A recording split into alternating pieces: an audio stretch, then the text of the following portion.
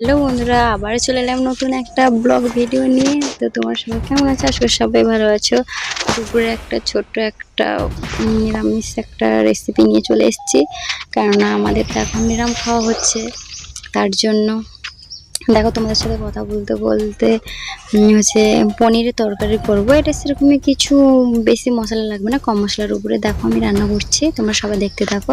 তোমার সাথে কথা বলতে বলতে আলু কেটে নিয়েছি, তারপরে এখন আমি পনিরটা কেটে নিচ্ছি।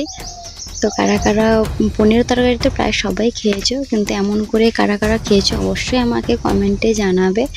অনেক তেল মশলা কমে, ঠিক আছে? তো দেখো, এক এক করে পনিরটা এরকম ছোটো ছোটো পিস করে কেটে নিচ্ছি। যার যেমন ইচ্ছা সে বড় রাখতে পারো, ছোট করতে পারো, যার যেমন ইচ্ছা সে তেমনই করতে পারো। আমি এমনভাবে ছোটো ছোটো সাইজভাবে কেটে নিয়েছি, আলুগুলোকে ডুমডুমভাবে কেটে নিয়েছি। পনির যেমনভাবে কেটেছি আরও তেমনভাবে কেটেছি। এবার ছোটো একটা এতে জল নিয়ে নিচ্ছি, এতে বাদাম ভেজাবো কিছু বাদাম, তার জন্য জল নিয়ে নিয়েছি। এবারে বাদামগুলোকে আমি জলে দিয়ে দিচ্ছি। তো তোমরা এতে মানে বাদামও দিতে পারো আর পোস্তও দিতে পারো, আমি দুটোই বটো দিয়েছি। তো তোমরা দেখতে থাকো। আর হচ্ছে ভিডিওটা ভালো লাগলে অবশ্যই লাইক কমেন্ট শেয়ার করতে ভুলবে না, আর আমার চ্যানেলটাকে সাবস্ক্রাইব করতে ভুলবে না। একটু যদি তোমাদের যদি ভালো থাকে অবশ্যই আমার চ্যানেলটাকে সাবস্ক্রাইব করে দেবে, যাতে আমি ভিডিও ছাড়ার সাথে সাথে তোমরা দেখতে পারো। তার জন্য দুপুরের রেসিপিটা কিন্তু দুর্দান্ত জমে যাবে। একবার হলেও একবার ট্রাই করে দেখবে। হালকা তেল মশলা রান্না তো দারুণ খেতে লাগবে তোমাদের। আর নিরামিষে তো এটা তো একদমই বলতে গেলে, এমনিতে তো পনির তো নিরামিষই হয়। এবারে তার সাথে যদি এমনভাবে পাতলা রান্না যদি হয় এই গরম ওয়েদারে, এখন গরম তো খুবই গরম পড়েছে, যার জন্যে তো এখন পাতলা যদি রেসিপি হয় তাহলে তো আরও একটা মানে ভালো হয়। তারপর এবারে আমি পোস্ত দিয়ে দিয়েছি, পোস্ত বাদাম দুটোই দিয়ে দিয়েছি। দিয়ে এবারে ওটাকে বেটে নিচ্ছি আমি দুটো একসাথে। তোমরা যে কোনো একটা দিতে পারো, দুটোই দিতে পারো, কোনো অসুবিধা নেই। যেহেতু নিরাম তো এতে আর কিছু পড়বে না, যার জন্য আমি দুটোই দিয়েছি। দুটো দিয়ে এখন ভালো করে বেটে নিচ্ছি। আর অবশ্যই খারাপ কোথা থেকে ভিডিওটা দেখছো অবশ্যই আমাকে জানাতে ভুলবে না। আর আমি হচ্ছে সামান্য মানে একটা গ্রামের মেয়ে, ঠিক আছে? একটু যদি ভিডিওটা তোমাদের যদি মনে লেগে থাকে অবশ্যই লাইক কমেন্ট করতে বলবে না। আর কে কোথা থেকে আমি ভিডিও দেখছো অবশ্যই আমাকে কমেন্টে জানাবে। এবারে আমি গ্যাসটা জ্বালিয়ে নিয়েছি, বাটাবাটি কাজ আমার শেষ হয়ে গেছে। তোমাদের দেখলে তোমাদের সাথে গল্প করতে করতে বাটাবাটিটা করে নিয়েছি আমি। তারপরে গ্যাস জ্বালিয়ে কড়া বসিয়ে দিয়ে পনিরটা দিয়ে দিচ্ছি। পনিরটাকে এবারে ভেজে নিতে হবে ভালো করে, লাল করে। তো পনিরটা আমি একে একে সবগুলোকে দিয়ে দেবো, দিয়ে এবারে ভেজে নেব।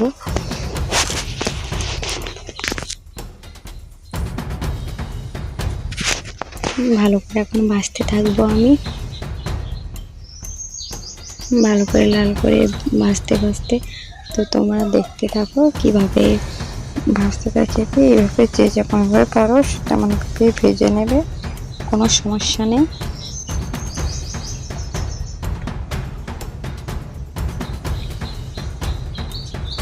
একটা জিনিস মাথায় রাখবে, হালকাভাবে নাড়াচাড়া দেবে। আমার দেখো কড়াতে হালকাভাবে লেগে যাচ্ছিলো, তারপরে পরে অবশ্য ঠিক হয়ে গেছে। হালকাভাবে প্রথম প্রথম তো হালকাভাবে লেগে গেছে।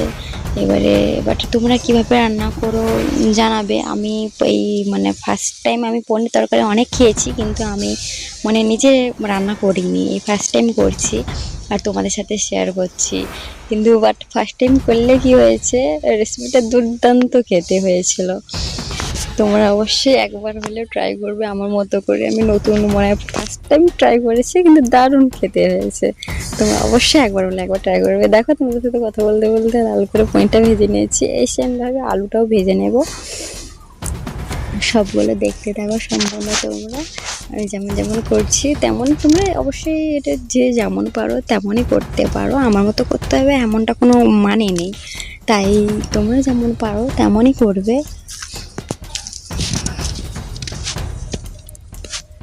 আমাদের তো এখন তো মানে কি বলে, আমাদের গ্রামে 24 পর হচ্ছে।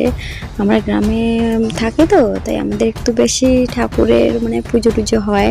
যেমন ধরো মনসা পুজো, লক্ষ্মী পুজো, দুর্গা পুজো, এই যে কয়েকদিন আগে বাসন্তী পুজো হয়েছে। তারপরে এখন হচ্ছে 24 পর মানে হচ্ছে গ্রামে, তাই এখন আমাদেরকে 4 দিন নিরাম খেতে হবে। যার জন্য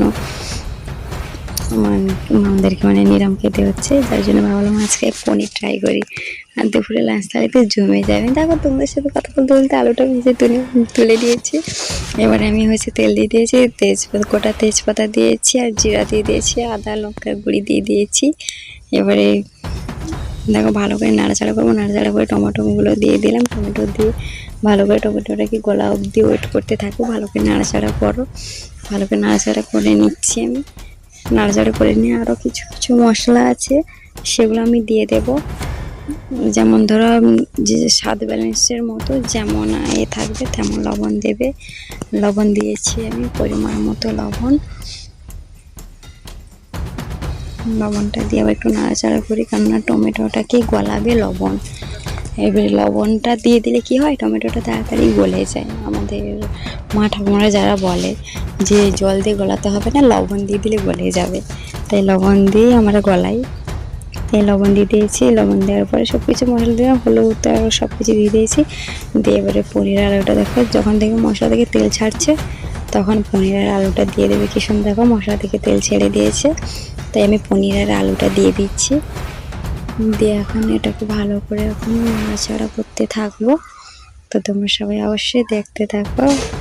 অবশ্যই আমি আবারও বলছি যে কে কোথা থেকে ভিডিওটা দেখছো একদমই ভুলবে না বলতে আমাকে, ঠিক আছে? অবশ্যই সবাই কমেন্টে জানিও। আর আমি একটা ছোট্ট গ্রাম থেকে বিলং করি, পূর্ব মেদিনীপুর আমার ডিস্ট্রিক্ট। আর আমার হচ্ছে গ্রাম হচ্ছে জুখিয়া পড়ে। তো তোমরা সবাই যদি আমার ভিডিওটা আমার গ্রামের কেউ যদি দেখে থাকো অবশ্যই সবাই জানাবে, আশেপাশে গ্রাম থেকেও যদি দেখে থাকো অবশ্যই জানাবে। আমাদের আশেপাশে গ্রাম আছে অনেকগুলো, ছোট ছোট গ্রাম আছে। যেমন আছে ধরো জোয়ারনগর আছে, হিড়িয়া আছে, অনেকে মানে অনেকে আছে। যাকে তোমার সাথে কথা বলতে বলতে অনেকটা দূর রান্না আমার প্রায় মানে শেষের মাথায় হয়ে এসছে। এখন আমি ভালো করে নাড়াচাড়া করে নিচ্ছি। আর এখন তো কি বলবো তোমাদেরকে, এখন গরমের দিনে কি হয় স্বাভাবিক, অনেকে টক পছন্দ করে খেতে, আর হচ্ছে অনেকে আবার কি হয় চটপটা মানে ঝালটা একটু মানে খেতে পছন্দ করে। তাই হচ্ছে এই রেসিপিটা আশা করি সবাই তোমাদের মুখে লাগবে। তো দেখো ভালো করে নাড়াচাড়া করে নেওয়া হয়েছে। এবার আমি বাদাম আর পোস্তটা যে একসাথে বেটে নিয়েছিলাম ওটার বাটাটা আমি দিয়ে দিলাম, দিয়ে পরিমাণ মতো জল দিয়ে দেবো। কেননা আলুটা আছে, আলুটা সিদ্ধ করার মতো পরিমাণ মতো তোমাদের আনিয়েছি, যার যতটা থাকবে সে সেরকমই পরিমাপে জল দিয়ে নেবে। আমার যতটা ছিল ততটা পরিমাপে আমি জল দিয়ে দিয়েছি। ভালো করে এবারে ফোটার অপেক্ষা করতে থাকবো, ফুটতে থাকবে। এখন ভালো করে আলুটাকে সিদ্ধ করে নেব। পনির তো আর সিদ্ধ তো সেরকমই কিছু ব্যাপার নেই। তাই দেখো তরকারিটা প্রায় কমপ্লিট হয়ে গেছে, গ্যাসটাকে বন্ধ করে তরকারিটাকে ঢেলে নিচ্ছি। দেখো কেমন হয়েছে, দারুণ কালারটা এসছে। কেমন হয়েছে অবশ্যই সবাই কমেন্টে জানিও। আমি একবার ট্রাই করে দেখি কেমন হয়েছে, ফার্স্ট টাইম খাচ্ছি নিজের হাতে রান্না। দারুণ।